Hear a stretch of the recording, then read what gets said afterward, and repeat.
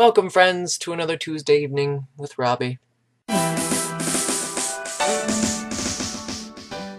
As I'm sure you guys remember, at least if you watched last week's video, I did leave you guys with a hint of a new surprise, and it was the snip. And of course, as you've probably noticed by now, my hair is a lot shorter than it was. No, I didn't get a haircut, it just fell out in a stylish manner. This week, we're supposed to talk about our favorite book series. Like 90% of the US and probably a good percentage of the rest of the world, I have read Twilight. Not the most amazing, but good stuff. I suppose I should start out with the one book series that I have actually come to enjoy thoroughly. I haven't finished it yet, but apparently it's probably a good thing that I haven't. Anyways, it's called the Cirque du Freak series by Darren Shan. I do only have two of the books here right now with me, but they are two of my favorite ones. My favorite is, of course, the third, which is Tunnels of Blood, which I unfortunately don't have, but is an excellent series. It's got vampires, creatures of the night, just all kinds of stuff. And no, they are not the vampires that sparkle. Another book that I have read in the past, and I have come to thoroughly enjoy it, Stephen King's Cell.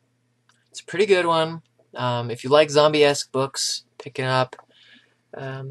It put a pretty interesting spin on the whole zombified consciousness type thing. As a couple of you might know, I am kind of a philosophical weirdo, philosophical oddball, if you will. I have somewhat taken an interest in this whole 2012 phenomena. Not necessarily that the world's going to explode or shit's going to hit the fan, but something, in the true sense of the word, apocalypse, is going to happen. The true sense of the word of apocalypse, of course, meaning a great and rapid change. But two of my favorite books pertaining to this 2012 phenomena would be, okay, I'll start with this one. 2012, Return of Quetzalcoatl by Daniel Pinchbeck. He is a New Age philosopher. He's got some really interesting ideals, and it's kind of got the thought process churning, if you will. Another really cool one that I have just recently picked up was 2013 by Mary O. Jones. It's a pretty good one. I really like that cover art too. But yet again, it's another thing about the post-apocalyptic planet. Not necessarily implying that the world's going to explode, like I mentioned. Almost like a jump in evolutionary consciousness, if you will. So, unfortunately, I don't read very often, like I probably should.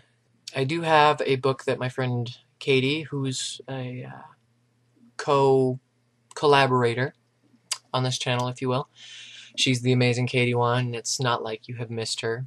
But it's Will Grayson, Will Grayson by John Green and David Levithan. I did just start reading this, even though I've had it for like several months now, and I've really got started to get into it. Like it seems like a pretty interesting book, and I will definitely finish it up as soon as possible so I can get it back to you, Katie. I know you've probably been missing this, so I'll try not to keep it much longer. One more book that was given to, well, not given to me, but was lent to me by a friend, Mike. He knows how I'm really into just crazy concepts and stuff like that. And so he let me borrow this book, The Last Symbol by Dan Brown. I have yet to start this one, considering it's 117 chapters. Oh, goodness. It's 133 chapters. But the chapters are reasonably small, so it's not like really excessive. It's not that bad. It's like Twilight sized. Much more interesting than Twilight would ever wish to be. This book here, The Lost Symbol, it goes into a lot of it deals with a lot of noetic science, which, if you guys It's really hard to explain. I'll put a link in my pocket to explain the book and stuff like that. But it's just a really crazy concept.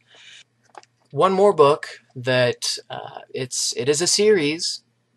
I have yet to read the whole series, but it is a series, and it is one of the most amazing series that I have ever started to read.